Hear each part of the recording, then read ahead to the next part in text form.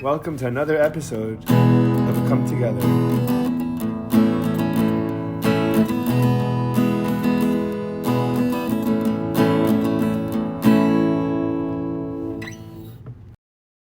Professor Uriah Kriegel, welcome. So happy to have you here. This is going to be a lot of fun. How's it going? Pretty good. Looking forward to it.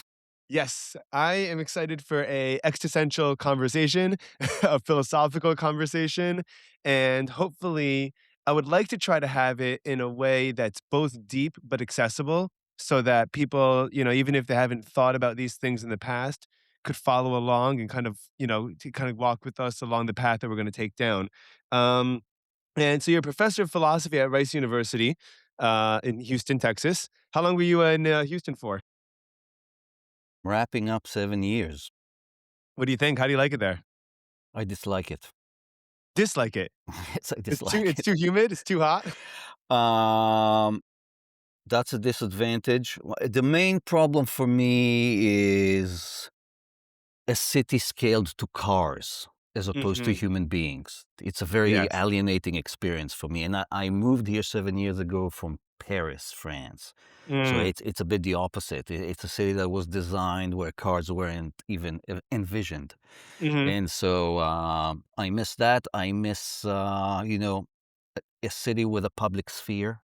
Houston is more like a concatenation of private spheres that you Yes. drive between. And so it's not, anyway, it's That's not. very interesting, by the way. Those are very interesting observations because it also says a lot about the general environment, I guess, of the collective perspective of the people that live there for sure. It's a problem I have in Florida because everything in Florida is very spread out too. And so you could find yourself, you could go to the general areas and you could Uber there or drive there, but even though to get there, you have to go into the city. It's a different world.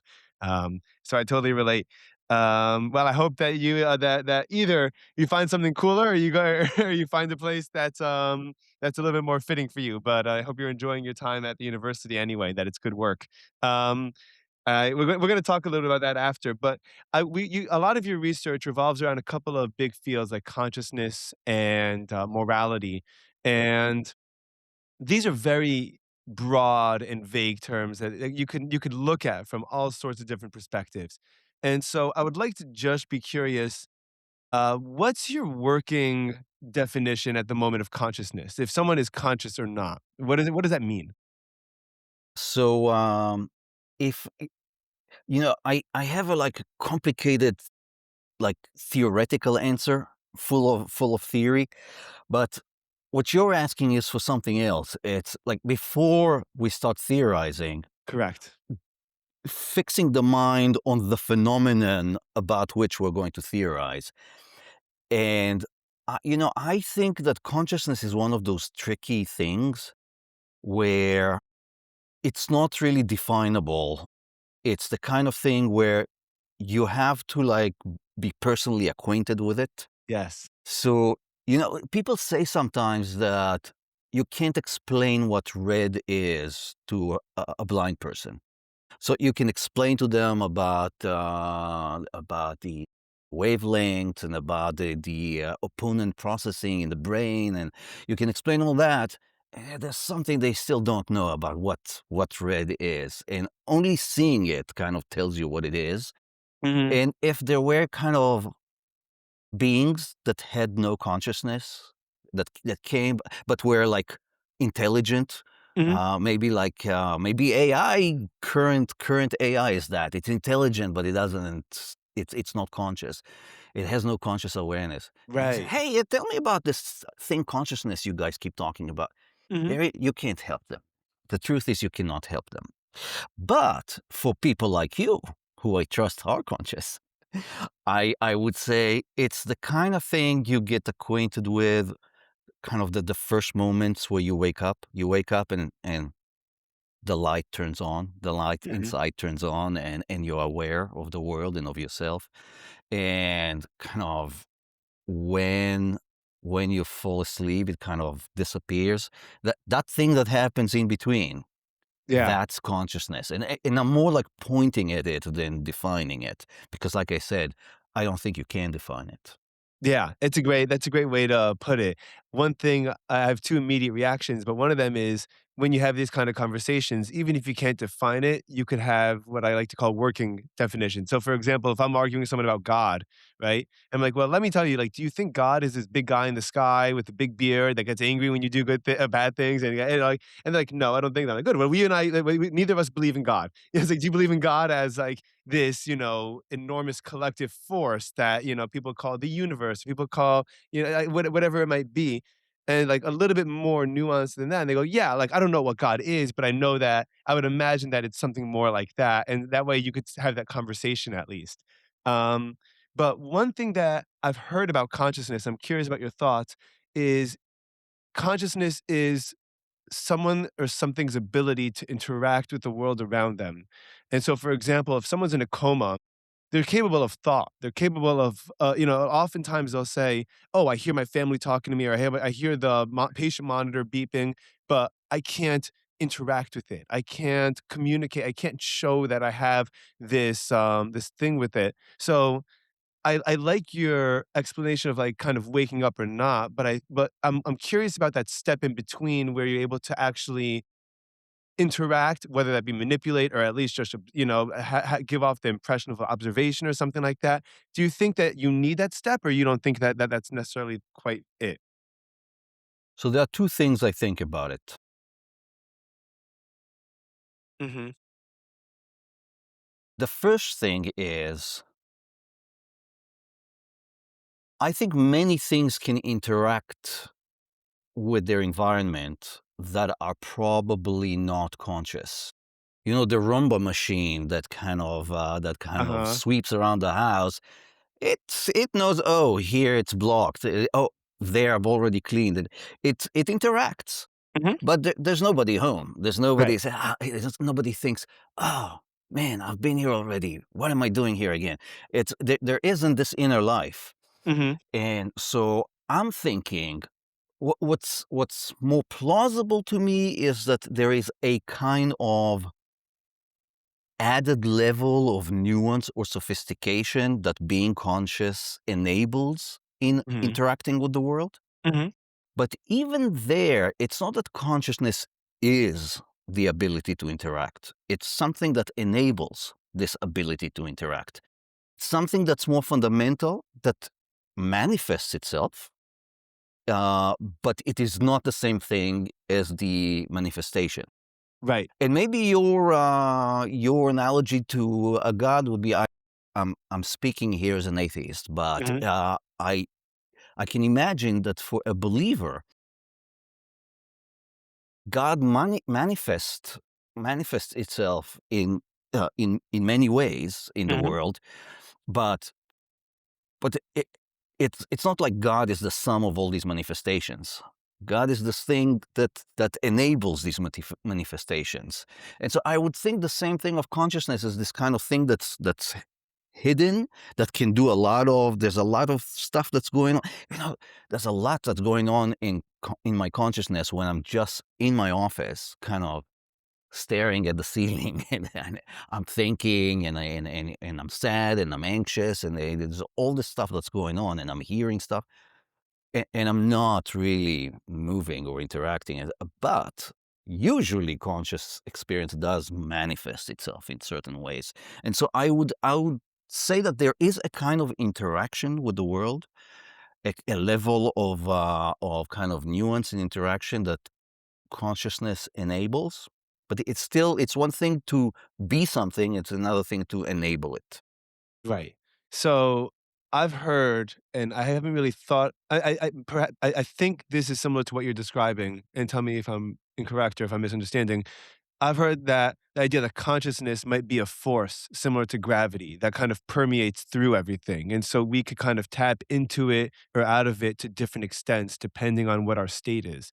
And so, for example, if you're meditating, you might be able to achieve a different state.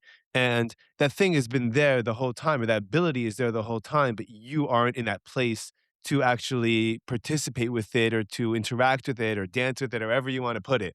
Um, and because and what's also interesting, right, especially with my example is like and your example with sitting in your office, you know you're conscious, but if you're just sitting there and I walk into the room and you don't respond or react or acknowledge me in any kind of way, I'd be like, is this guy this guy might not be conscious. I don't know that this guy that this guy is even, here. And so similar to that Roomba that you described, I think there's the perception of consciousness from the outside, and then there's the individual thinking, "Hey, I know that, like, I know I'm me. I know I'm talking. I know I'm thinking."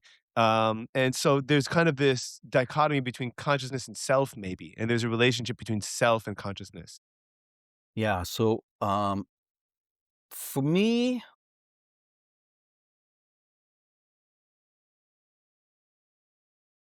the consciousness of anything other than me in the universe is is is something that is separate from my knowledge of Hey everyone, real quick, if you're enjoying the show, click subscribe and rate the show 5 stars. Helps a ton. Thanks so much. it. It's often they coincide, but we also know of cases where it's tricky to know. Most people think their pet dog is a conscious being that has experiences. Um, Most people think that the flowers in their garden are not conscious beings. What about the snails, the mosquitoes? We're not sure what to say there. I'm not even going to go into the whole like a fetus. Like that's a whole Right. a Sure. whole can of worms there. We don't You absolutely get into have to trouble to very step into. quickly. And of course with AI in the future. So there's something that I wonder. You know about these the way uh, computer brain interface technology was used to communicate with patients with locked-in syndrome some years ago. So this is an example of for many years people were not sure. Locked-in syndrome is like a coma where you cannot even bat your eyelashes. You can't do anything. You are So it's locked in. total paralysis. Yes, you are locked in. Mhm. Is there someone home? People didn't know. Um, Now, some years ago, 20 years ago now, yeah, there's the scientists who they figured out a way to put electrodes on your brain to Mhm. kind of read the brain activity while you're Correct. playing a computer game Mhm. and see and basically read which parts of the brain are active depending on which motion you're making with the joystick. And at some point, they disconnected the joystick. It no longer worked. And instead, what it was doing, the electrodes were reading which part of the brain was active, seeing on the basis of what it looked at before that you intended to do this motion with the Mhm. joystick, and then they move the cursor on the video game directly instead of going through the joystick. Mhm. And apparently, with subjects who did the experiments, at some point, some of them like, figured this out and kind of stepped back and started to play the video game just with their head. And then what they did is that they took these machines to people with locked-in syndrome. They recorded their brain activity and they say, please imagine the letter A. Please imagine the letter B. Please imagine, and kind of mapped out what subpopulations of neurons are active Mhm. for each letter. Mhm. And then once all this was mapped out, they asked them questions. And basically, the locked-in syndrome patients were able to like write emails Wow. right Amazing. on the screen like directly because they cannot do anything, but they can still internally. And that's when it was established once and for all that there is someone home, that they are conscious, even though they cannot interact. So this is an example of, well, at this point they were able to interact, but only because a certain kind of technology that they could tap into existed that did not Mhm. exist before. But for many years, there was no knowledge of whether they are conscious or not. Once this was enabled, it was established that they were conscious. And so, likewise, when you walk into my office and I don't respond to any question, um, you may not know whether I'm conscious or not, but the truth is that there's a lot going on. Yes. And so I know it because I'm inside my head and I can Uh-huh. see that Uh-huh. there's a lot happening. And so this is why I think that this kind of interaction with the environment is a kind of a symptom of consciousness, but it is not consciousness itself. It's something that consciousness enables, and it's something that just with a lot of illnesses, you tell what the illness is by looking at the symptoms. With consciousness, you look at the symptom, which is behavior, and you say this creature must be conscious. Yeah, that's a beautiful answer. I love that answer. But and I'm curious, in fact, do you think we could take it a step back and say that our experience is also a symptom of consciousness? Meaning that our that you thinking of you is another symptom, an outgrowth of what consciousness really is. And and there's some weird things that go on, and we could kind of talk a little bit about it, but I mentioned to you in our introductory call, I'm doing hopefully an interview this week with a gentleman that wrote a book called How the Hippies Saved Physics, and a lot of this has to do with the pairing of consciousness with quantum science, essentially, all different forms of it, but basically saying that the way that things interact on a micro level are totally different than the way that they interact the way that we understand. And so we don't really even understand the way that consciousness even kind of works, And so like it's hard to say that I would imagine that it's hard to say for certain that like me saying I'm a Ephraim Hirschman is the starting point of where consciousness begins because presumably, and what's interesting and I don't know how we can really, and this is the problem what we run into with modern science and our ability to measure certain things or not. I did breath work about a year ago for the first time, and my grandfather, who I was close with, had passed away about a year or two earlier. And he was one of the main father figures in my life. He was a Holocaust survivor and Eastern European, and he was like a real authority figure, but very loving, had his priorities straight, and knew that his family was like number one. And so like you always got the sense that he was tough, but he loved but he really loved you and he really valued you. And I was doing this breath work and I could swear that I was interacting with him. I could swear that I was interacting with his soul. I don't, obviously I have no metric of measuring this. I don't know that this is clinically repeatable. I could try to do breath work again. I have no idea if I'm going to run into him or not, but in that kind of sense. But who's to say, out of curiosity and philosophically, that I'm not just kind of backtracking another step. So just like I walk into your office and you're not responding, what's the step before me even noticing that? There's a maybe there's a step prior to that, and that may be what the bigger picture might be part of. Yeah, and so this is connected in one way to something you brought up earlier about could there be some kind of conscious field of which individual consciousness like yours and mine can tap Mhm. into or it- tap into to different degrees. Mhm. There's other questions of, what is the machinery, the kind of brain machinery that subserves consciousness to which we have no insight whatsoever from the inside, but it kind of spits out conscious Yeah. experience. And so, it's like seeing the car go, but you don't really see the motor doing everything, the wheels and pistons. And so I, f- I was going to say I fear, but that maybe there's something to celebrate here too. That we are stepping away from the area, from the sphere of knowledge, and into the sphere of disciplined speculation. Correct. So we can only speculate about these things. Mhm. Now we can speculate in a disciplined way or in a wishful thinking way or Uh-huh. in a rigorous way or in a loose way. And there must be some kind of rules of the game. In science or in scientific knowledge, there are very clear methodological canons. Yes.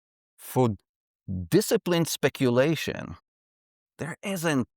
We don't That's the have what fun stuff. science That's has. that's what makes So that's that's a good why I stuff was fun. saying maybe this is something to celebrate as opposed to, but it's also something to fear because you can never get the kind of certainty that you could um, where real knowledge is involved. And that's, I mean, this, speaking again about theology and philosophy share this kind of predicament that a lot of what they deal with is in the sphere of discipline speculation as opposed to knowledge.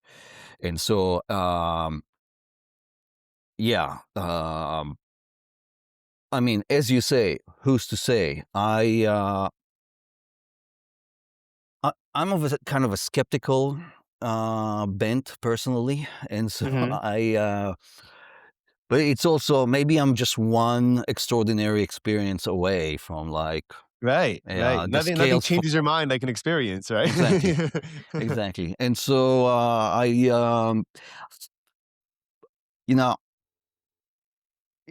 all I can say is yes, that's a live possibility that there is this kind of larger consciousness of which your individual stream of consciousness is just a symptom, Mhm. a bit like uh, your behavior or the Yeah. behavior of conscious beings is a symptom of their consciousness, their inner consciousness. Can I ask a philosophical question, just like your thoughts on maybe your perspective on life? If we were to discover hypothetically, right, we have all these anecdotal stories for a long time that different meditative experiences or pharmacological experiences, psychoactive experiences kind of tap you into another realm and another state of awareness, right? And we find out that a lot of this has that the world is a lot more complex, and a lot more reality is not the way that we really understand it, right? Does that just out of curiosity, does that influence your religious perception of atheism or God or life or reality or not? Because I spoke to I mean, one thing I find in common with a lot of people is a lot of people have a bigger problem with, for example, the idea of structured religion relative to the belief of something, more out there. So if is your perspective due to evidence in your life, or is it due to a philosophy and education, or a certain like intellectual framework? As far as I can tell, it's just an intellectual conviction that I have. Okay. Conviction is a strong word, but opinion that I have based on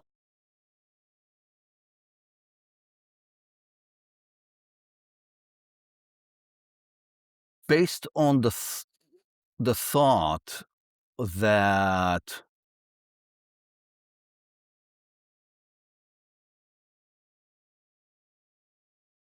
if you have a scientific explanation for everything, for example, you'd say, um, why do I have to assume that there's also some supernatural being outside the system of nature Hmm. that is responsible for some of what's happening in nature? Hmm. Now, we don't have a scientific explanation for everything. Right. We have In the particular, tools. consciousness. Yeah, for sure. Right.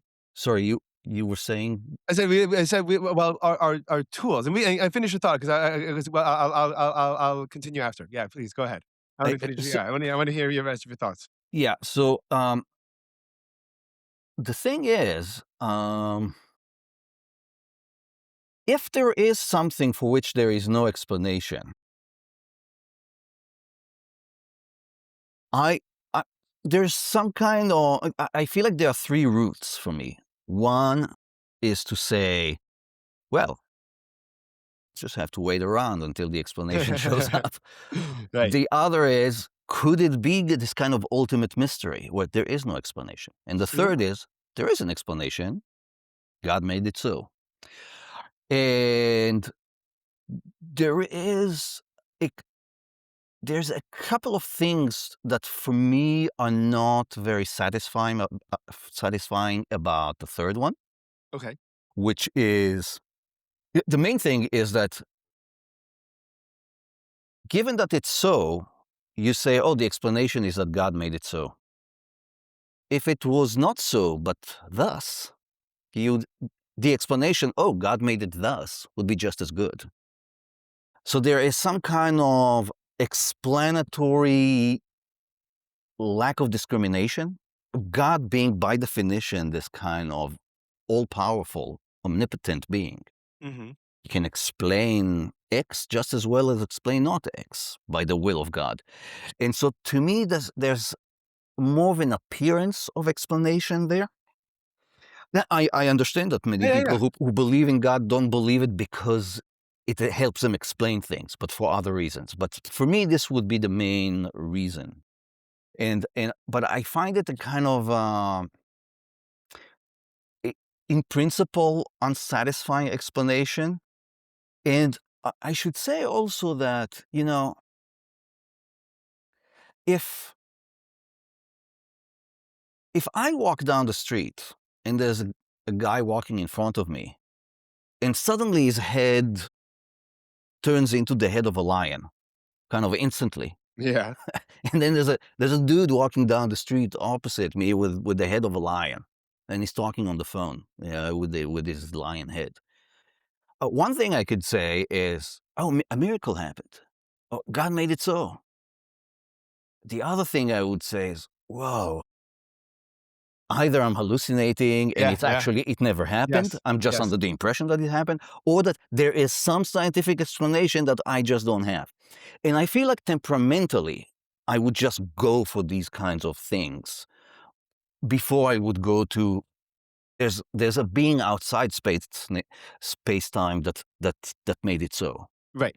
Right. So your issue would hypothetically be God as a placeholder answer, as a replacement for, an explanation for how the world works, right? So you don't know how something happens, and by the way, I got into an argument with my mother one time because I remember it's my younger brother, I think, or maybe one of my nieces or nephews, but I think my younger brother, and they're taking ice out of the ice machine. He asked me how it happens, and I was like, God made it like that. And I'm like, you mean water freezes at a certain temperature and the freezer is kept at that temperature in order to be able to reduce ice and it's dispensing water in the shape, in X, Y, and Z shape. And she's like, yeah. And I'm like, so like why are you not saying that? That is like that's the answer.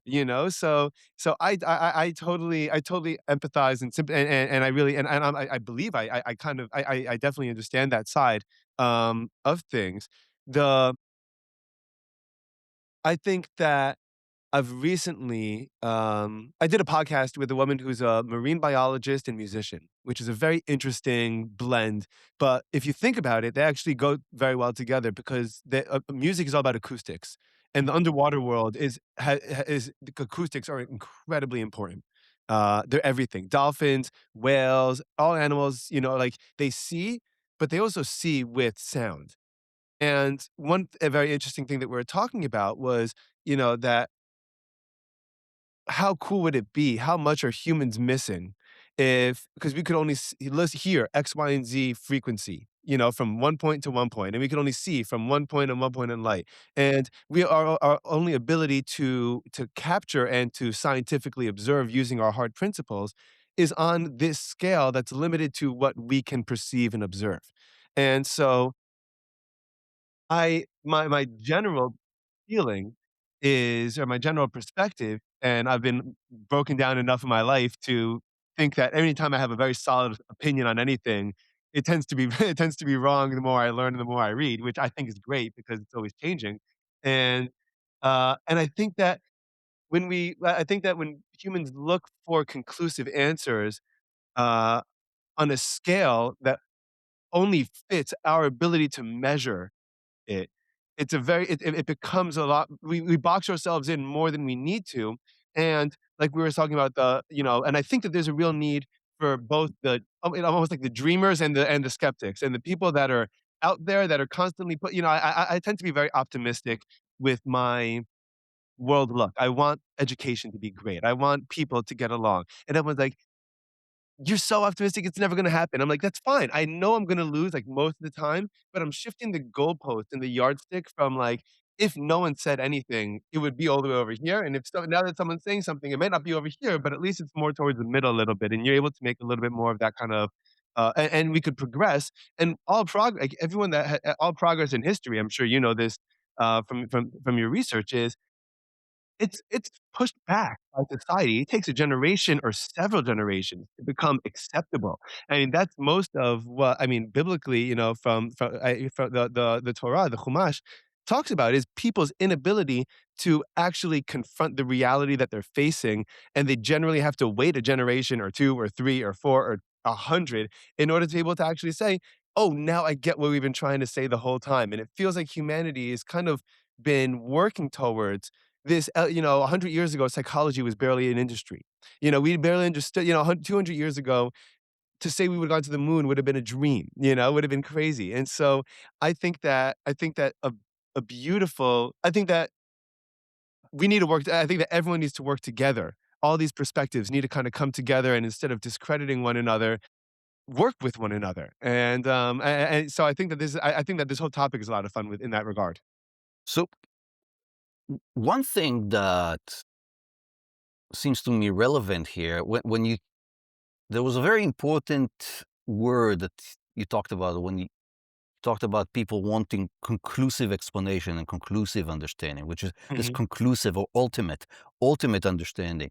Because it's true that you were saying, I forget, was it your brother or whoever, that, Yeah. oh, you mean that water, if it freezes at this temperature, um, he can ask, why does it freeze in this temperature and not in another? Mhm. Why does the universe, even when you have the complete total theory of the universe, the complete physics and cosmology, uh, why does the world have the laws of nature that it does rather than others? Why does the world exist rather than Yeah. not? Why does anything exist rather than not? That's an area where we get to the realm where not only we have left the sphere of knowledge and we're in the sphere of speculation, there is very little to constrain speculation. So what I earlier I was talking about discipline speculation. Here we're talking about speculation where you can't really distinguish between the disciplined and the undisciplined, the rigorous and the wishful thinking, because Mhm. there's really very little to go on. Mhm. And so I totally get it with you know the in a way it would suit me very well if I believed in God, because I think it would be very soothing in many respects. Sure. Yeah, I just happen not to. Yeah, I mean, there's a great quote that, by the way, I totally understand people that don't because I do, I mean, I don't think anyone that's thoughtful doesn't have a struggle about it. Anyone that's thoughtful doesn't have a hard time with it one way or the other, I think. Um, but, man, I actually just lost my train of thought. But, Can I tell you a joke in the meantime? Because it's related. Yeah, I'll tell it in this way. There's a rabbi in Houston okay. that, um, you know, there's a terrible floods that there is in Houston occasionally, and his house is kind of half covered, and a van comes in and say, "Oh, we're taking people," and he says, "Oh, I'm not worried. I've been a good Jew, a God-fearing man my whole life. I did all the mitzvahs and Mhm. everything. God is going to take care of me." Mhm. And so okay, they drive away, and it gets higher and higher, the water. A boat comes in and says, "Hey, can Yeah. you get," and he says, "No, I've been a God-fearing man. I did everything right. God is gonna take care of me."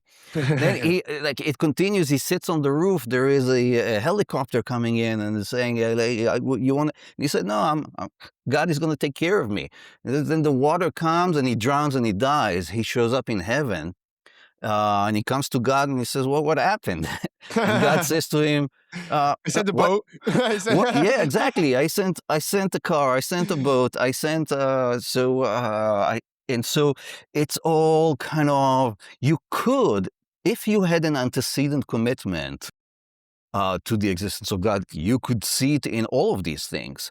Uh, I who kind of sit inside the system of nature and want like an independent evidence that something in the system of nature is incomplete without intervention from outside that system.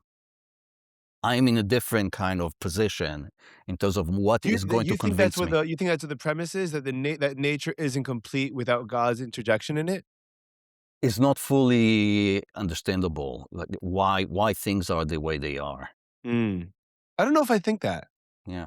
I don't know if I don't maybe that makes me a bad, believer, I don't know. There's a You're great probably a better believer than me, and so there's a I don't know, we'll see. I had there's another great joke that's similar to that one. By the way, the line I was thinking of earlier was, if God didn't exist, man would have to create him because that's how important it is to human life, and that's not necessarily a joke, it's true, but and that does it makes both our arguments, really. And, the other joke I have is that there's a guy that was looking for was going in for a job interview that he really needed. He's going to Manhattan, and it's rush hour, and he's getting in, he's looking for spots, and he got there an hour early, and he's circling, and he can't find a spot, and he starts praying, and he's like, "God, please, if you help me get this spot, be a better, person, and I'll never do this, and I promise I'll return to my faith."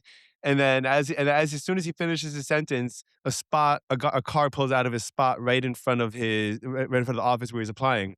And he goes, "Oh, never mind. I've got a spot. Thank you." It's like, he's like, the whole yes, thing was like, like, "Oh the yeah." the converse. So by the way, and I think there's people on both ends of that spectrum, Yeah, it's, yeah, yeah, and yeah, I think that both stories are extremely eloquent and good natured in that kind of same yeah. way where yeah, I think that, and I don't know what I think about that, but let's use this as a springboard to talk about morality a little bit, because I am curious.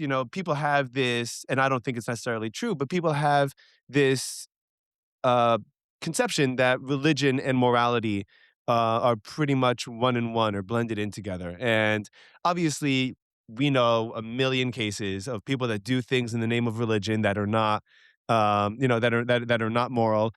But what are your what's your framework for understanding morality, and are there different degrees of morality? How do we measure whether someone's a moral person or not? Because we live in a world also, everyone is labeled as like the most moral or most immoral person, and like the yardstick is just impossible to nail down. So, why don't can we talk about that a little bit? Little bit. I would love to That's a talk about a that's a lot of it, but difficult part. let's hear your thoughts. Um, so already there's, I think in many areas in life, we have a very kind of strong and straightforward intuition about right and wrong. Um, we cannot rule out that some of these intuitions are mistaken. Mhm. Uh, can imagine that people in slave-holding states did not say to themselves. Maybe some people said, "Really, strictly speaking, I shouldn't be having slaves." But I'm sure there are many people who say, "Well, obviously, like we get to like own them," Yeah, yeah. and so we cannot entirely trust these intuitions, but if we don't trust them, if we distrust intuitions entirely and try to derive our moral system from first principles, uh, there's a risk of like like the Stalinist like Yeah, overcorrection in that yeah. direction. And so I kind of my own view is that there is probably like one true morality out there that no one has nailed yet. Or maybe someone has nailed, but we can't know that this is the case. Again, we're in an area of only partial knowledge and understanding, and the kind of, but I really believe in this area that the one true morality, whatever it is, is something that you'd have to converge on through both emotional instincts and intellectual reasoning. You Mhm. should not trust just your emotional instincts and not trust just your intellectual kind of noodling out from the armchair what must be the first principles of morality. They have to kind of somehow blend. And I've in trying to figure out what I would think my best guess is to like the one true morality, I I have come up with the following kind of principle Okay.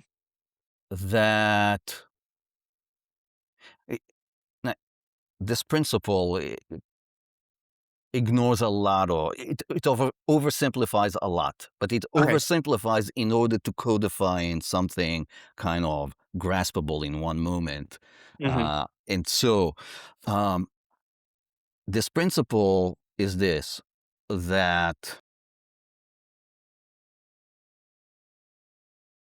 in the right thing to whenever you face a kind of a moral dilemma, a point of moral decision making, um, you should pick the course of action where you think you are most likely to enhance the happiness of conscious beings consistently with um, not using any conscious being as a mere means to some other conscious being's ends. So it has two combinations here. You want to maximize or at least enhance happiness, Mhm. but also of conscious beings. Yeah. That's different from saying human beings, and it's different from saying of everything. It's something in between. It says conscious beings. And you want to maximize their happiness and or at least enhance their happiness, but not if the cost of enhancing their the happiness of the majority is to kind of sacrifice using as a means to that one of the conscious beings. Yeah. So, for example, if God comes to me, appears in the burning bush and says, Uriah, why don't you? If here's a deal for you. If you take Ephraim and you throw him in a hole where he's going to be a dark hole where he's going to be um, uh, cold and hungry and thirsty and sad and scared, uh, and leave him there to rot, then I'll make sure that the rest of humanity is happy from now on. According to my principle, I shouldn't do it because I should not treat you, a conscious being, as a mere means to the ends of other conscious beings. But as long as I can respect the dignity of each conscious being and not treat them as a mere means Yeah. to an end, Yeah. I what I should do is try to enhance the happiness of conscious beings in the world.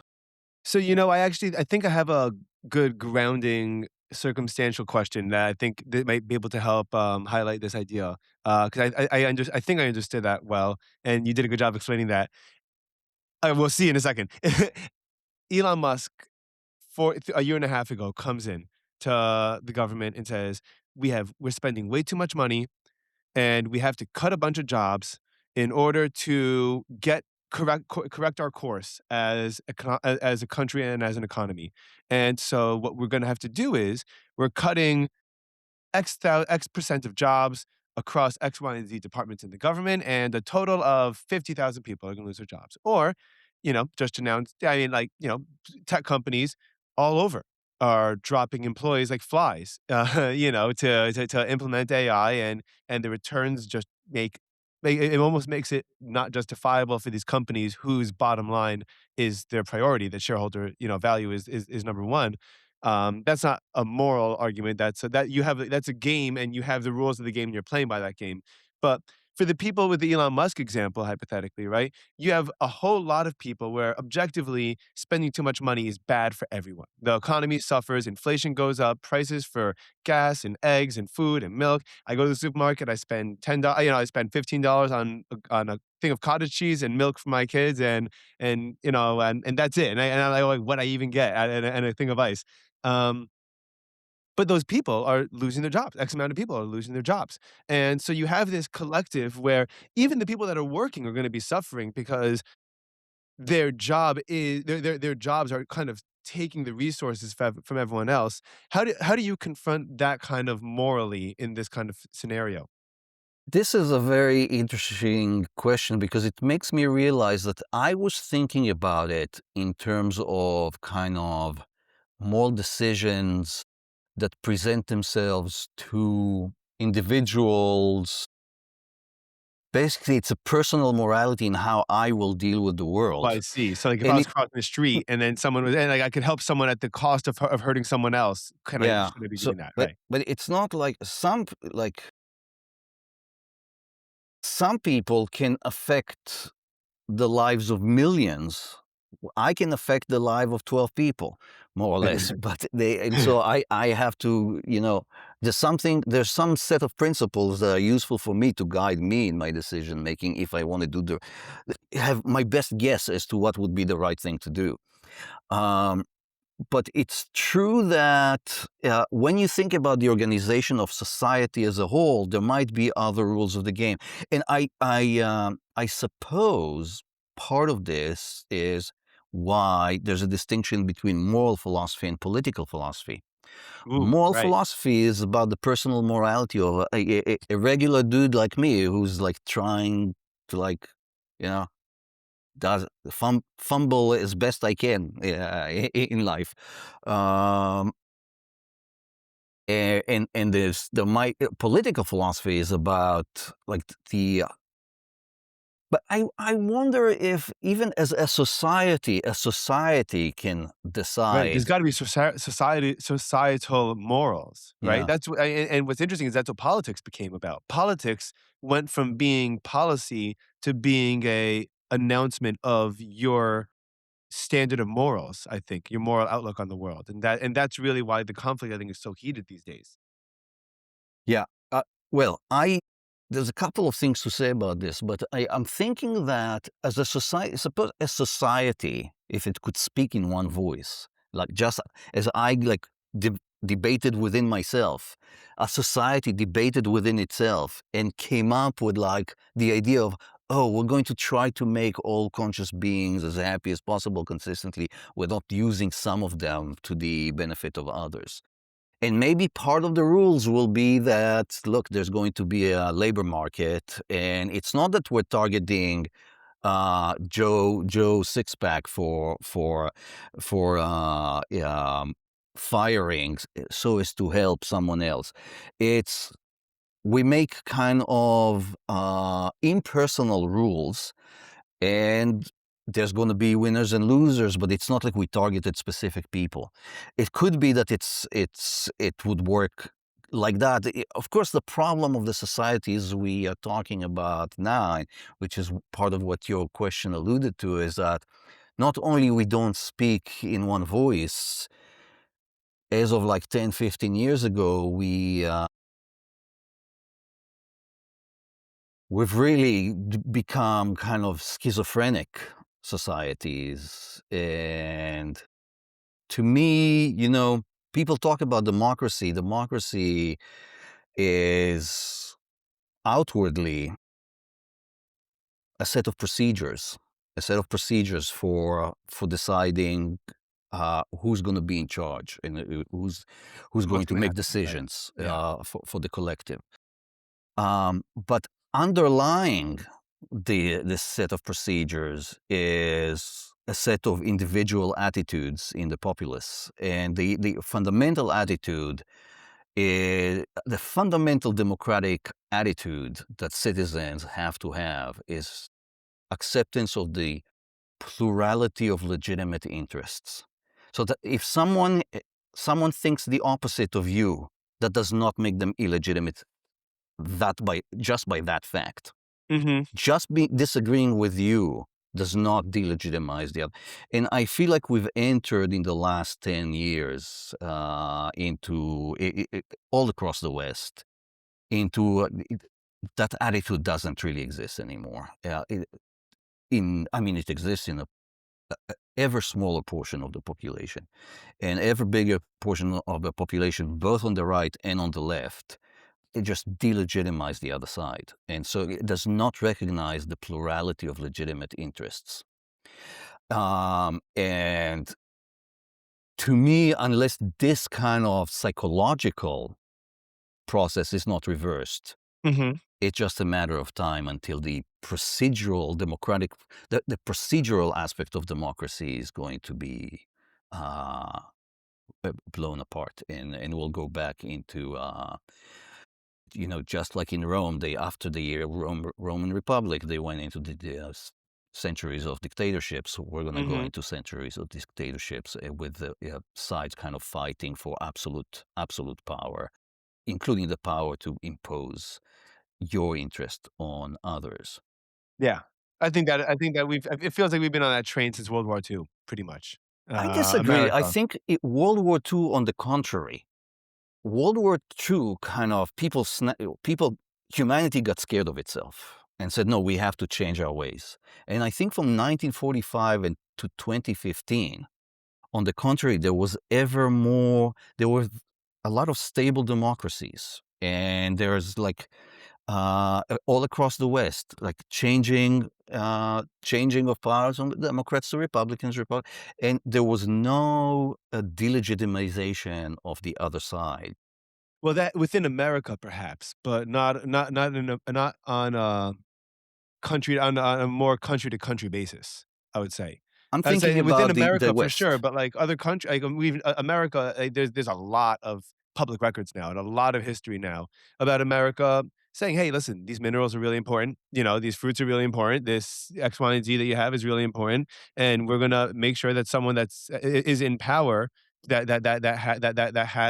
shares our interest with that, regardless of whether that aligns with the people or not." And whether you think it's right or wrong or good or bad or anything like that, I'm totally, like I'm totally cool with. I don't really care. That point is a very difficult point to argue that we haven't done that. Yeah, no, There's too much record for no, that. I was not really Heading there. I was not denying wrongdoing. I'm just saying within a society, for it to function as a democracy, the citizens have to recognize the other citizens Correct. as someone who can legitimately have an interest opposed to yours. And that's the thing that, in my opinion, within democratic societies, not in terms of their like outward behavior, but Mhm. within themselves, that existed in Western Europe and in Yes, North that's true. America Yeah, that from philosophy. 1945 to 2015, more or less. I would, yeah. And it's kind of falling apart. Yeah, and by the way, I we could point to a lot of very 20 I'd say, like, I think 2015 is a good date. It might be around I think that it was around the time that social media started these algorithms of we don't have the ability or we're not exposed to other people's perspectives or we're not able to put ourselves in other people's shoes. And that's actually what I wanted to follow up with. I think that a big component of morality is being able to put yourself in someone else's perspective, and whether or not you agree with them, you can understand where you're coming from, that you guys could coexist, and we could work towards mutually beneficial goals, which I think is which would be what was it, non-zero sum game that everyone tends to win. And so, like our conversation right now. You believe what you believe about God, I believe what I believe about God. Neither of us are, I don't think, threatened by the other. And we both are expressing, that we understand that what the lives we're living work for the people that we are. And so we can now come together despite that and say, we're having a great conversation. We're gonna be curious, and we're gonna kind of prod and poke at, see where we're thinking. Yeah, and so I totally agree with you because I think that what you're talking about is that with the advent of social media, um, people are not coming together, to use Nope, to use a not phrase quite. dear to your heart, Yes. coming together across, like, they get more and more insulated in their kind of ideological islands. They don't. I feel like if you took any kind of like extreme right winger and extreme left winger, uh, I don't know, a KKK member and a like super like communist, and you say, let's have dinner and like chat about everything." Maybe by the end, they're going to say, "You know what? This person is not a demon. He's a human being like me. I disagree, but I mean, You know who did that well recently? I was blown away, Trump and Mamdani. that's Did that right. That's a good they did that, example." beautifully, and then I remember the reporter even asked them. The reporter said, "Yeah, you had a lot of dirty things to say about each other." They're like, "Yeah, but he's an okay guy." Like, "Ah, yeah, he's still a good guy." And, like, that's really cool. Yeah. I think that, see people say what they will about both those people, and listen, they're both polarizing, but they recognize something about one another that is that, hey, there's something that keeps that we have in common. Whether that's a good thing or not is another conversation, but they got something in common, and they could see past it. And so if you paired every extremist with another extremist, every person who kind of tends to delegitimize the other side with the person from the other side who tends to delegitimize them, and force them to spend a couple of hours talking, and maybe it would be even better without cameras and Mhm. reporters. Yeah. It would be more genuine. Then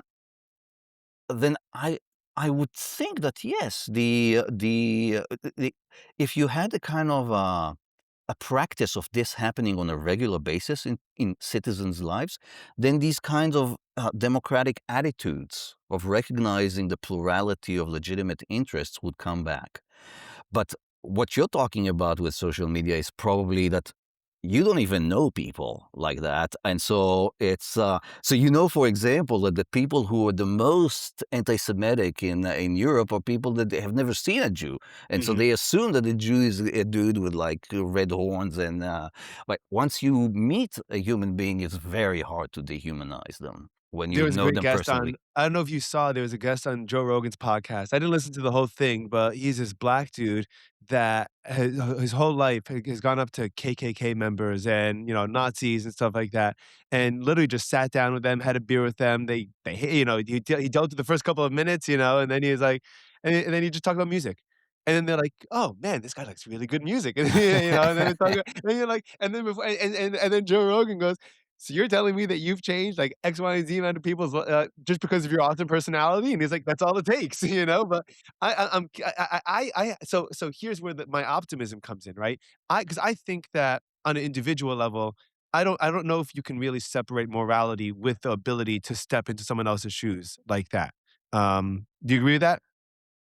So I think that hypothetically, I did an interview with a gentleman named John Perkins who did what was called he was used to be what's called an economic hitman, where he used to go to different countries, like Venezuela or Saudi Arabia or Iran, and would basically say to them, "We're going to give you this loan to update your infrastructure, to update oil, to update your streets." He said that Saudi Arabia was notorious for having goats everywhere and crap all over the streets and stuff like that. And before you knew it, it just spick and span like you couldn't believe. And he said that one thing that they counted on though, right? He called it predatory capitalism, as opposed to and what he said was they would give them the loan, an American they wouldn't get the money. They would get a gift card to an American contractor, right? So they wouldn't bring in necessarily the jobs because the American companies are coming in to do it, and then they leave. They don't train, they don't integrate, they don't establish, here's how you now use your new infrastructure, and here's a bill for X amount of money, and by the way, you start owing us with X, Y, and Z interest, and if you don't give it to us, we're gonna build a military base, we're gonna take your resources, or we're gonna take your UN votes, right? That was his job for like 20, 30 years. It was crazy. And one thing that he said was that he's advocating for rather is a life economy is the way he calls it, where a country like America could put itself in Nicaragua's shoes and say, listen, we want to work with you. You have fruits that we want. We have resources that we want. You guys also need to you guys need to eat. You guys need to succeed, you know? And like me talking to you and being able to say, hey, we both have our national interests. We both have what we need, but we could both find a way, like high tides rise all boats, and we could find a way to instead of giving you that contract, maybe it'll be a slow implementation of cash that you guys can until you guys are able to process it and able to actually integrate it into your society, and then we'll give you more and more, and then you pay us back, and then we could come up with this kind of structure that's good for everyone. But um, in today's world, it doesn't feel like it's happening yet. I think that, and again, this is kind of where philosophy can kind of speculative philosophy will kind of make its way into the rest of the world. When AI, robotics, and energy become efficient enough and effective enough that we don't feel like it's going to be a threat, that that if someone else is doing well, that means that we can't do well too. That's when we're gonna I think that we live in a scarcity world now, and when we move to post scarcity, we won't have the same level of, "I need to succeed at everyone else's loss." Instead, you can say, "Hey, there's enough for everyone to go around." Uh, I know that was a lot. yeah, no, but it is. I think it is demonstrable that hi- historical periods of economic growth coincide with peace. Mhm. So people don't fight for resources if they feel like they have enough. Um, um, as a rule, of course, there's always exceptions, but and so um, I mean, the part in it is in your optimism is that there is a, right around the corner or at some point down the block there will be a kind of post scarcity World. era, and Yeah. this is, I mean, in absolute term, to get to the point where it seems like it doesn't work like that. Think that, there are 8 billion human beings on the planet. If we were just half a billion, like we were, it's actually, I forget but it's not that long ago, like 200 years ago. So everything we have would be like more than enough for everybody. And we still Somehow, talk. as long as there is a possibility, like people, there's like a population also grows and grows. I'm not an expert on all this, but I totally agree with you that like step one in any kind of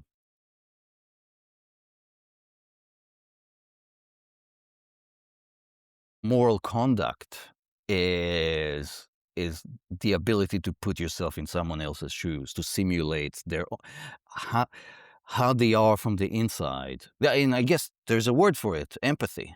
It's like a Mhm. capacity for empathy is kind Mhm. of without that, there's very little hope. And my sense is that it's the capacity shrinks It as is. people's worlds get carved out into sub regions, cultural sub regions, Yeah. more and more. I don't, I mean, I've noticed anecdotally, of course, that it is incredible how quickly someone puts on a pair of headphones, of AirPods, and they create a bubble around themselves. I was on someone's show the other day, and I was saying I was in the supermarket, right? And I'm getting a couple of cases of seltzer, is buy one, get one in Publix, and so I'm all excited, I got my favorite flavors, and I have my headphones in, I'm listening to a podcast, and there's someone in front of me, and I know for certain that if my headphones weren't in, I would say to the person, "Excuse me, I'm just trying to get around you. I just have to get the seltzer over here. I hope you don't mind. I'm just gonna reach down over here." And instead, because my headphones are in, I'm wiggling around the guy. I'm trying to avoid him. I'm not making eye contact with him. And then I think to myself, while I'm doing this, I get embarrassed of myself. And I'm like, what am I even doing right now? Like, there's another human being that, like, if my headphones weren't in, I wasn't listening to Tim Dillon talking or whoever was talking, that I would be interacting with this person. I take out my headphones, like, excuse me, I'm sorry about that, you know? And what, and while the capacity is certainly shrinking, what's really cool about humanity, I think, is that we have the ability to kind of poke these little holes that just explode. as soon as like that little like as soon as a little bit of that is available. And for example, I've seen with the younger generation now. I have a 15-year-old brother. I have an 18 or 19-year-old brother-in-law. I have an 18-year-old brother. I teach high school for the last 4 years. A lot of people, because there was this kind of drop in institutional trust, a lot more people are willing to take their own lives into their own hands rather than be told this is the way you're supposed to do things. And when that happens, while and people are abandoning their phones. Kids are going to movie theaters, kids are going to concerts, kids are finding faith one way or another, and I think it's generally a net positive for, for the most part. And it just takes a little bit of that light. So like, and what's funny is I think also once you realize what the challenges that you're up to. I did a podcast with the head of marketing at University of Maryland, and she was talking, and we're talking about how much resources are getting thrown at keeping your attention on anything but the world around you. And that, your eyeballs are currency now. It's not that your money is the value. It's not, hey, like I'm calling you and I want you to give me $5 for, a month for a subscription. It's I want you to be on this with your eyes on it for as long as possible every day. And that is like almost inherently anti unity, anti-consciousness, anti-morality. And it's so fascinating that this is the way our society has evolved into. But I hope that there's going to be some kind of sense of pushback. Are you seeing that with your students in university? So it's difficult for me to know. This is a kind of a pretty small and selective school, Hmm. so we tend to have like the uh, type A personalities that come through, and they're also very polite and well educated, and so it's true that they do not look at their phones by and large during class time. And what they do outside class time, I cannot report in the way you can. And the other thing is that I personally am not on social media, and so I don't know what is going on there. All I know is what I'm hearing from, yeah, and it's not encouraging. And of course, when I sit in an airplane and the person next to me is just doing this for 3 hours, it's in a way kind of that's where my empathy reaches some limits because I do not understand the inner life of a person who finds this a satisfying existence. But clearly, that's a big chunk of humanity. But it's not. And I there's don't think it's satisfying. I think that keyword, it's part of their existence. I don't think it's satisfying. And I think that a lot of people, if you probably were to ask them, "Do you want to be spending 3 hours on the plane swiping?" I don't think the answer is usually yes. I think the answer is I didn't even realize the time passed by. so that's in a way that's even more tragic. I mean, actually, I don't know. Maybe that's less tragic than yes, this is what humans want. Um, I don't know, but I suppose if you're right, that this is not what they really want. It is the more hopeful kind of scenario because then there's kind of a hope to make people self-conscious somehow. Mhm, mhm. Although, who is the person who is going to make them self-conscious? I mean, it's not like the government is in the business of. I suppose there is this new initiative by the Australian government to ban social media for 16-year-olds until the age 16, and that I think France is going to pick I'm all up for on. it. I think till 18, Yeah. personally, maybe even older, but yeah, around there. Of course, we don't know what the 15-year-old who wants to be on social media will come up with by way of replacement. And it could be a game of jack-a-mole a bit. Whack-a-mole, not jack-a-mole. Both Whack-a-mole. work. Yeah. In that, you eliminate this temptation and there's this other temptation popping up here. You eliminate that one, it pops up here.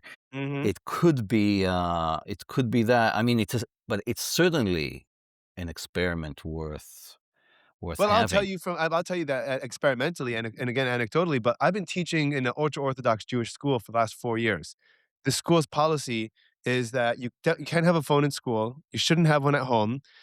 If you do, if you hand in your phone and you don't have it all year, the school takes you on a 5-day camping trip at the end of the year, and I cannot tell you how blown away I am by the creativity and the passion and the intelligence and the enthusiasm that kids have when they don't even and by the way, even the kids that have their phones and use it at nights or weekends or something like that, but don't have but are not constantly exposed to it, and instead their lives revolve around social activity, um, generally speaking, that I've seen very I don't know if I would necessarily live that lifestyle, and I have my what we call a shkafic and, philosophical differences, when it pertains to Judaism with the school, and I take a back seat because I'm their employee. It's not my job, but that's something that I see that I've seen 4 years of students, and I've taught, these classes throughout the years, that it is really, really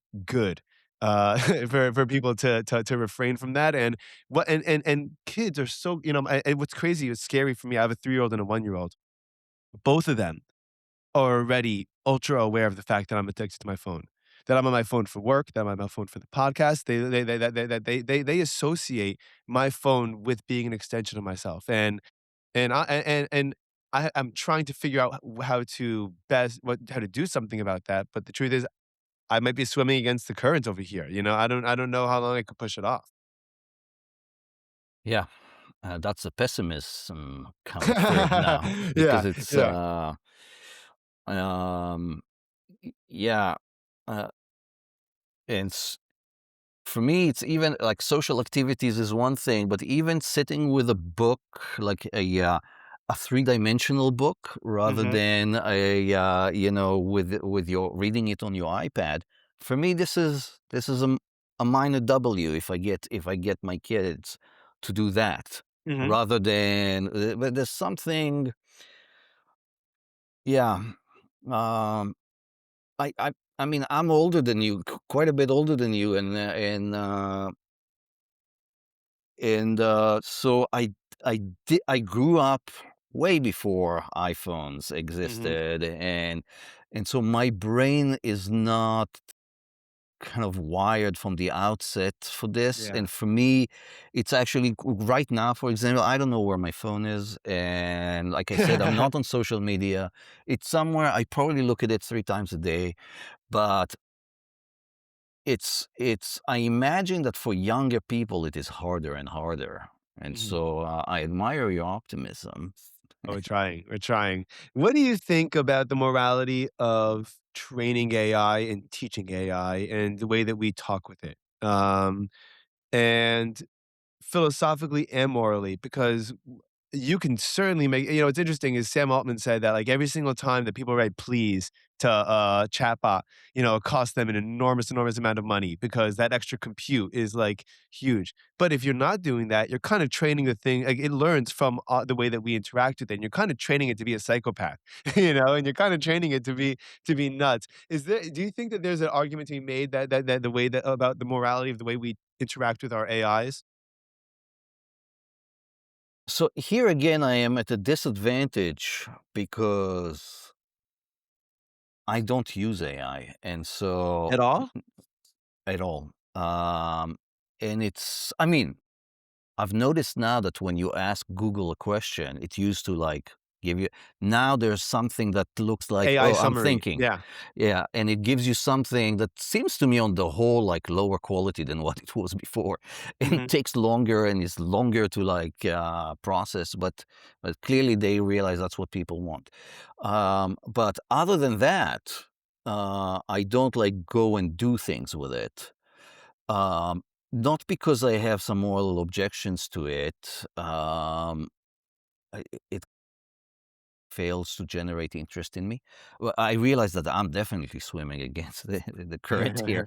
It, I mean, the only interests I have are like philosophical interests about future AI consciousness, but to actually use it to do things, there's also very few things that it can do for me since in my line of work, unlike you, who have to like communicate with people and set up an audio studio, etc.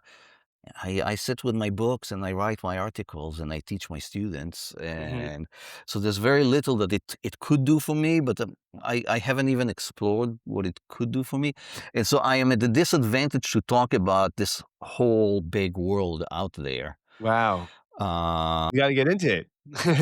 You gotta get into I it. You gotta see what it's disagree. all about. It's crazy. Yeah, I mean, I there's some disagree. crazy stories about chatbots, for example, that that defy fundamental orders. We don't know why.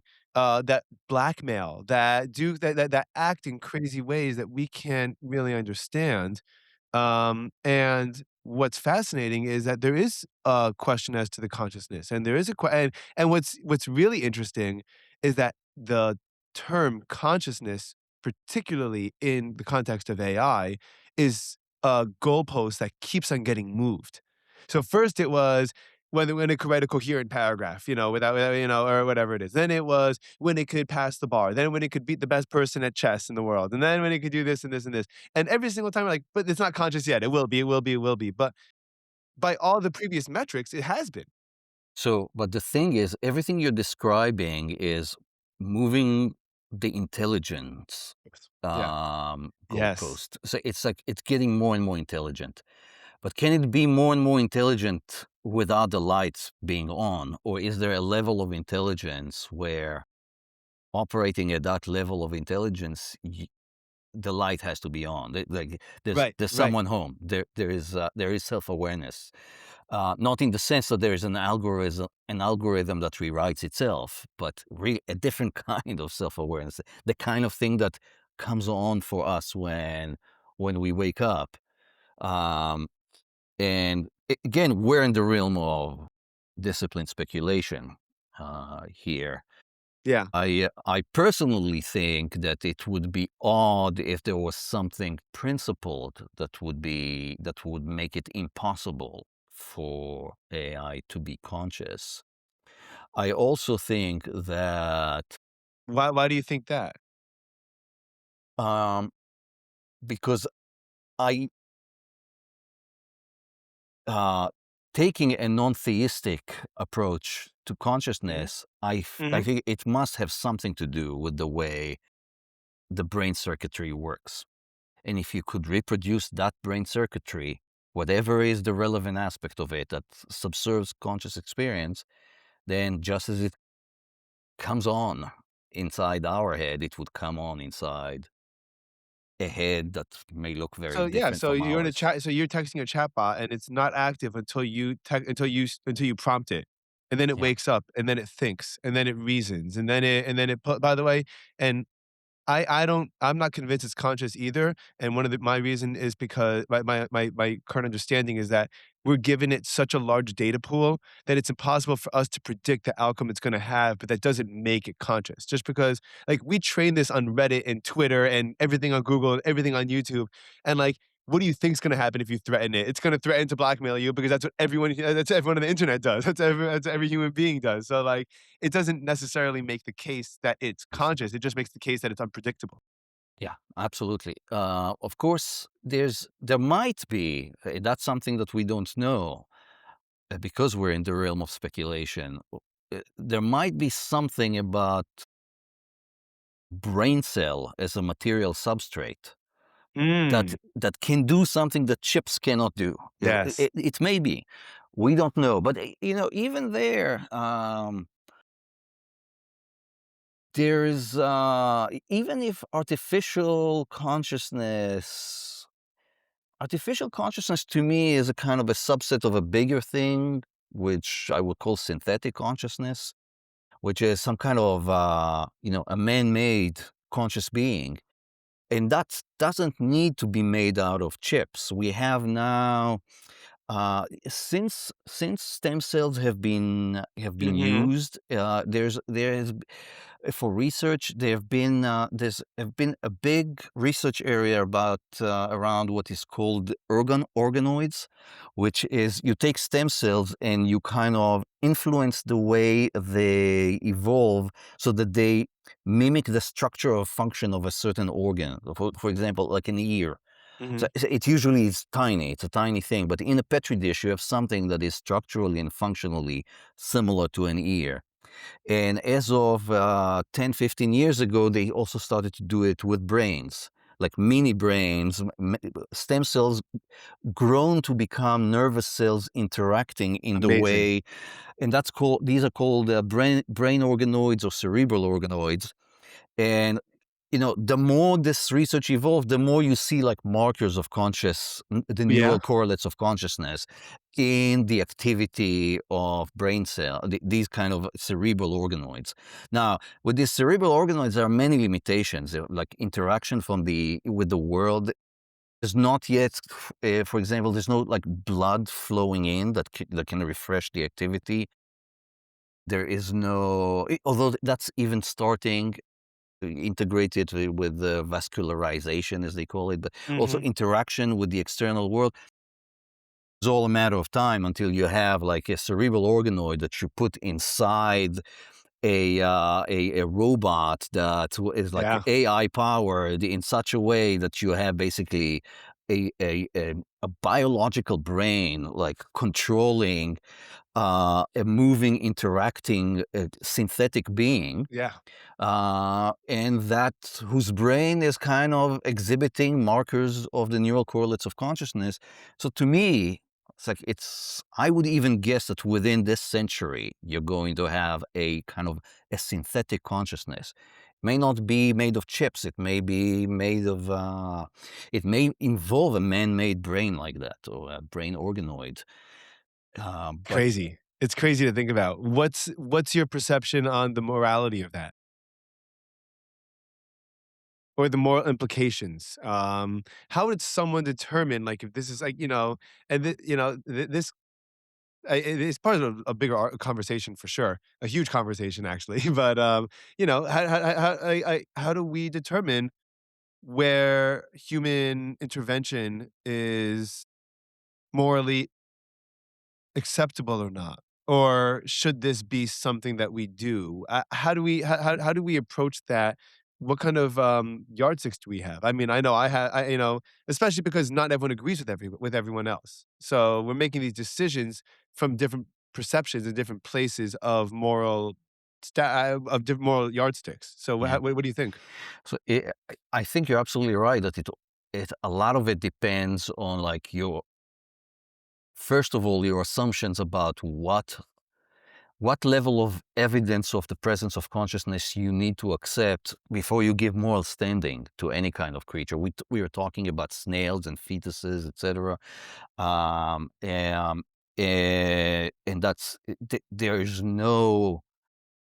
there is no kind of consensus there about what are what how much resemblance to like paradigmatic cases of conscious beings you need to show in order to be recognized as having a moral status. But uh,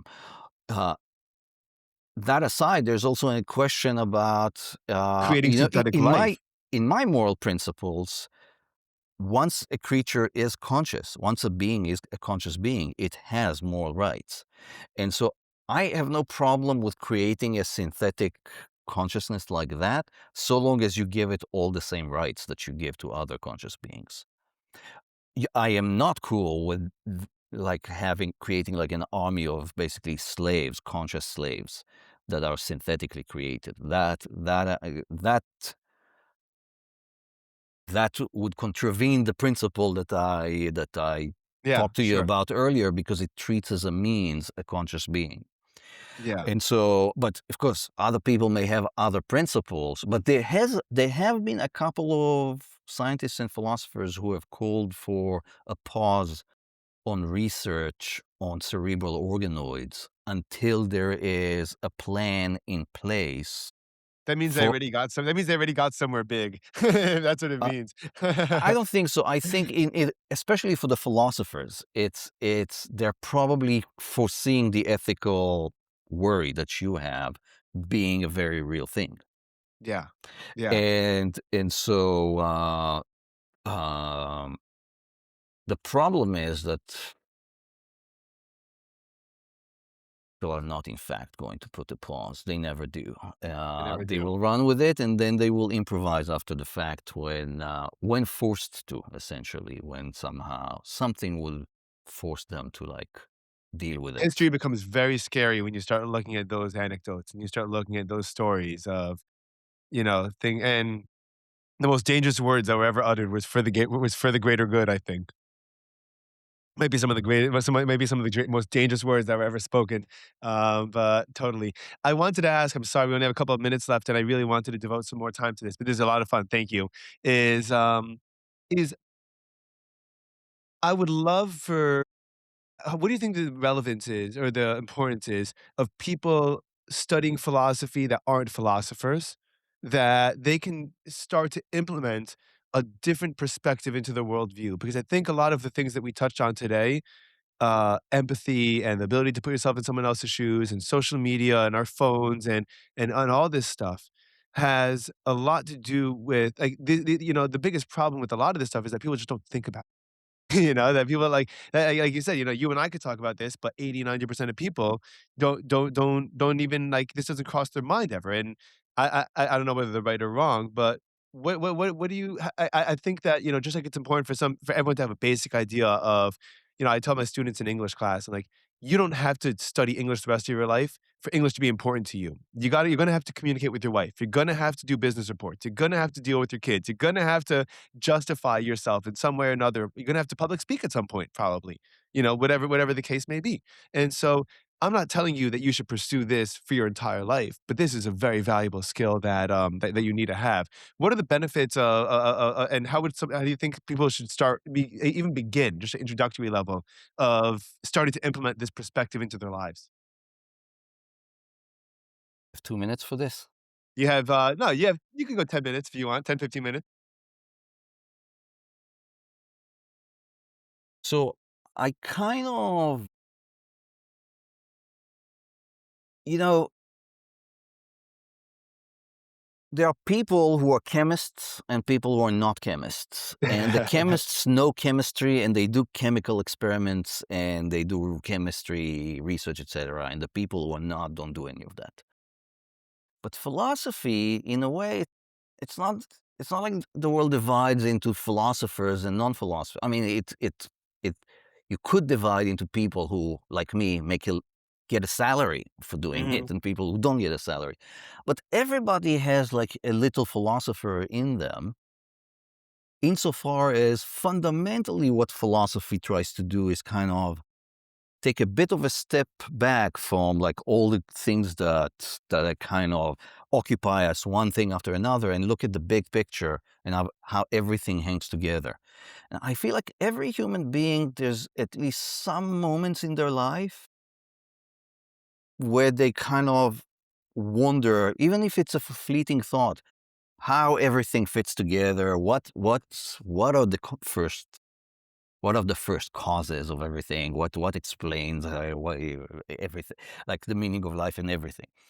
Um, Now, it is also true that in our culture, it is very easy to get the feeling that this is kind of idle stuff, that you're not, any moment that you spend on this is moment that you could be branding yourself and marketing your whatever. um and that like self-furthering, career kind of oriented stuff, that's good use of your time. And stepping back and having a more contemplative kind of big picture, that's it's really kind of silly. And so I feel like that a lot of people are, when they feel it, they squash it in themselves, or they imagine their or even, you know, how many students I have who come to Rice and they come to be engineers and they take one or two philosophy classes Yes. and they want to be philosophy majors, and then there's the moment of telling their parents that I'm not going to do this useful thing that you've been grooming me since age 12 to do. I'm more interested in this other thing. Where does that lead? Who knows? But where should it lead? And like, Mhm. and immediately they get pushed back. And so Um, I, of course, from my perspective as someone who lives this kind of life, it's it seems to me like a good way to live your life, and but it's I also, I must admit that I have a certain type of like, my curiosity has certain dispositions. I'm curious about these big Mhm. questions. When you know, I told you, I confess that I don't have a lot of curiosity about AI, and I do not have a lot of curiosity about social media, etc., and cultural trends. So this my profile, my curiosity profile is probably unrepresentative. But so in my mind, I wouldn't want to impose like what suits my curiosity profile on someone whose curiosity profile is completely different.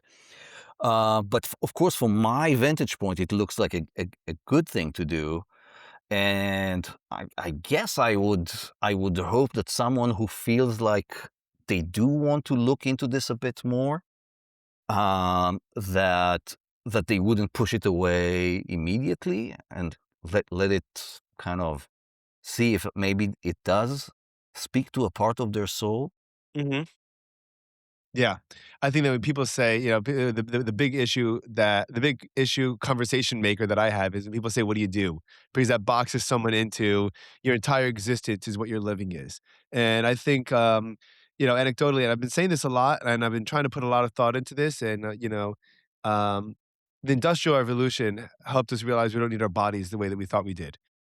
The AI revolution, I think, is gonna teach us that we're not gonna need our brains and our specialties the way that we thought we did, Like, to be a specialist as anything is a joke nowadays. The reason why someone was a lawyer is because he knew more about law than the average person, and so he'd be representative that was able to help you, if he was good at it, be able to navigate your way through this complicated system you don't know.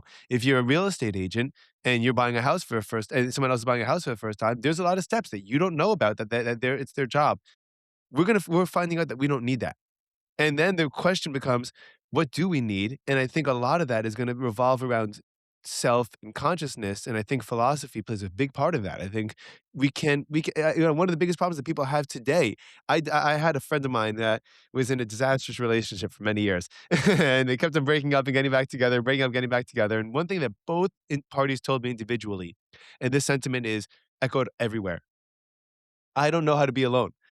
Every time I don't wanna be with them, but every single time by myself, I do not wanna be alone. I can't stand it. I can't stand it for a night or for a week or for a month, and I can't be with myself, so I'd rather be with this lunatic than be by myself than this lunatic, right? So I think that that it is uncomfortable, and I think that a lot of this stuff is not necessarily natural. Like you said, people spend their whole lives pushing down that innate curiosity in pursuit of a quote unquote career. But that doesn't have to be who we are. My career is I'm a salesman, and I teach because it's a passion. I do the podcast because I think it's important and because I think it's beneficial and because I happen to love it.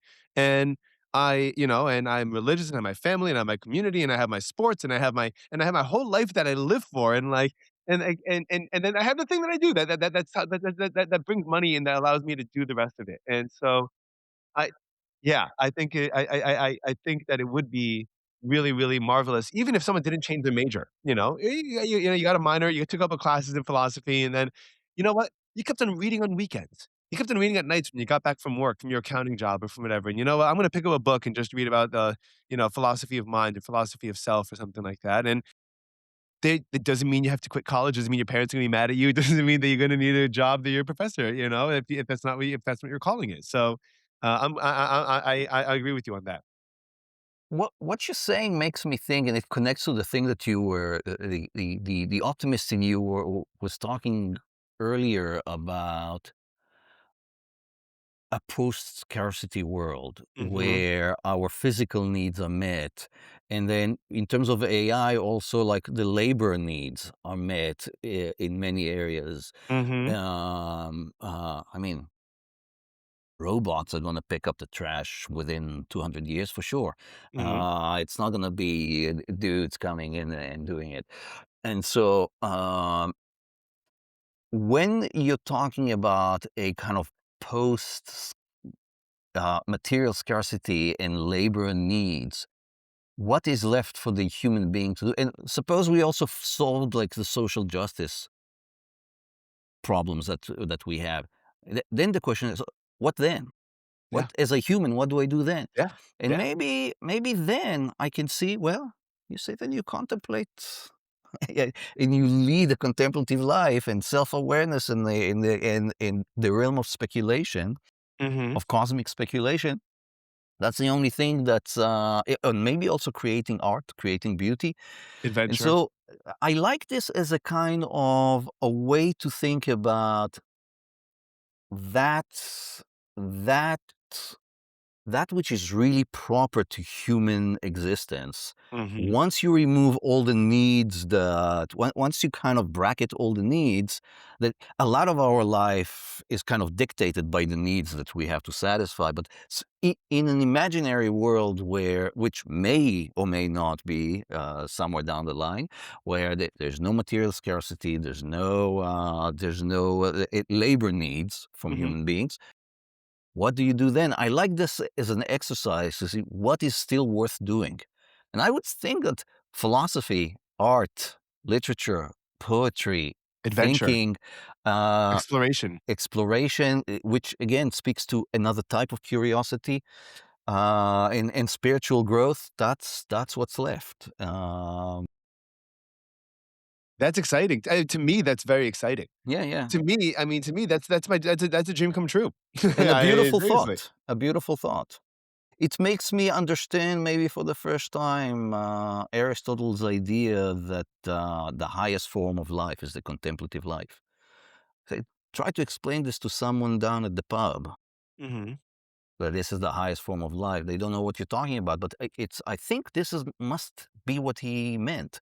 That once you remove all the things that we do just because we have to, and we are left with what is to be done. Well, contemplation, curiosity, producing beauty, creativity. That's what's left. Yeah. I think we're gonna have to ease our way into it because I think that too many people wouldn't know what to do with it. And so instead of having one enormous shock where, hey, tomorrow on June 29th, Everyone's off. 2026, no one has to work ever again, Yeah. it goes slowly, and it's a trickle. But yeah, and if someone were to be interested in beginning to kind of delve into maybe some of the foundations in an accessible way of philosophy.